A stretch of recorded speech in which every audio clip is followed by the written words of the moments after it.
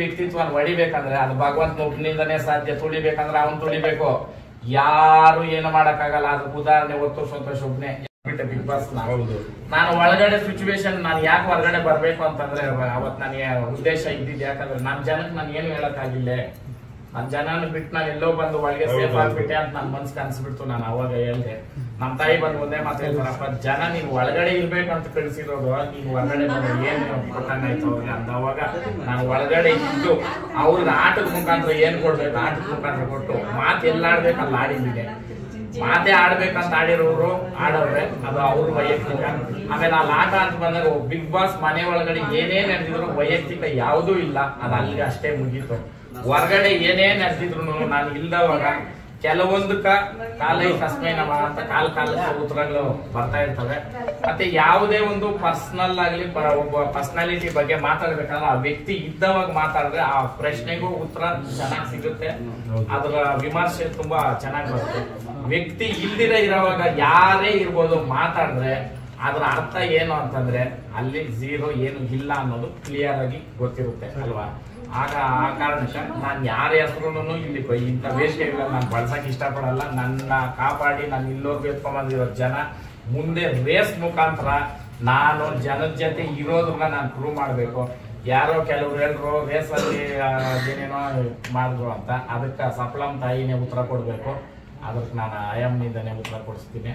ಮತ್ತೆ ನಿಮ್ಮ ಕೈಲಾದಷ್ಟು ನಾನೇನ್ ಹೇಳ್ತೀನಿ ಅಂದ್ರೆ, ಧನ ಸಹಾಯ ಅನ್ನೋದು ಬಹಳ ತಪ್ಪು. 1 ರೂಪಾಯಿ ದುಡ್ಡು ನಾನು ಅಪೇಕ್ಷೆ ಪಡಲ್ಲ, ಮಾಡಬೇಕು. ನೀವೇ ವಾಲಂಟ್ರಿ ಆಗಿ ರೇಸ್ ನಿಂತ್ಕೊಂಡು ನಿಮ್ಮ ಕೈಯಲ್ಲಿ ಆಗಿದ್ದ ಕಾಂಟ್ರಿಬ್ಯೂಷನ್ ನೀವೇ ನಿಂತು ಮಾಡ್ರಿ, ನಾನು ನಿಮ್ಗೆ ಆಪರ್ಚುನಿಟಿ ಕೊಡ್ತೀನಿ. ಯಾರೇ ಇರ್ಬೋದು, ಇವತ್ತು ನನ್ನ ಜೊತೆ ಕೈ ಜೋಡಿಸಿ ಮಾಡ್ತೀನಿ ಅನ್ನೋರ್ಗೆ ದುಡ್ಡು ನಾನು ಕೈ ಕೊಡ್ಬೇಡ್ರಿ. ಯಾಕಂತಂದ್ರೆ ಬಿಗ್ ಬಾಸ್ ಮನೆಯಲ್ಲಿ ಗೆದ್ದಿದ್ರು ಆ ದುಡ್ಡು ನಾನು 1 ರೂಪಾಯಿ ನನ್ನ ಮನೆಗೆ ಎತ್ಕೊಂಡು ಬರ್ತಾ ಇರಲಿಲ್ಲ. ನಾನು ದುಡ್ಡಕ್ಕೆ ಆಸೆ ಪಡೋ ವ್ಯಕ್ತಿ ಅಲ್ಲ, ನನಗೆ ಬೇಡ. ಒಂದು ವ್ಯಕ್ತಿತ್ವ ಹೊಡಿಬೇಕಂದ್ರೆ ಅದು ಭಗವಂತನ ಒಬ್ಬನಿಂದನೇ ಸಾಧ್ಯ. ತುಳಿಬೇಕಂದ್ರೆ ಅವನ್ ತುಳಿಬೇಕು, ಯಾರು ಏನು ಮಾಡಕ್ಕಾಗಲ್ಲ. ಅದಕ್ಕೆ ಉದಾಹರಣೆ ಒತ್ತು ಸಂತೋಷ ಒಬ್ನೇ. ಯಾಕಂತಂದ್ರೆ ನನ್ನ ತಾಯಿ ಕೊಟ್ಟಿರೋ ನೋವುಕ ಅದ್ರ ಪುತ್ರ ನೀವು ಕೊಟ್ಟಿರೋದು ಜನ. ನಾನು ಒಳಗಡೆ ನಾನು ಏನ್ ನೋವು ಪಟ್ಟೆ ಅದು ನನಗ್ ಗೊತ್ತು. ಅದನ್ನ ಇವತ್ತು ಹೇಳೋ ಸಂದರ್ಭ ಇವತ್ತು ನನಗೆ ಅದು ಹೇಳಕ್ಕೆ ಸಾಧ್ಯ ಇಲ್ಲ. ಕೋಟಿ ಜನ ಏನ್ ನೀವು ಕೊಟ್ಟಿದ್ದೀರಾ.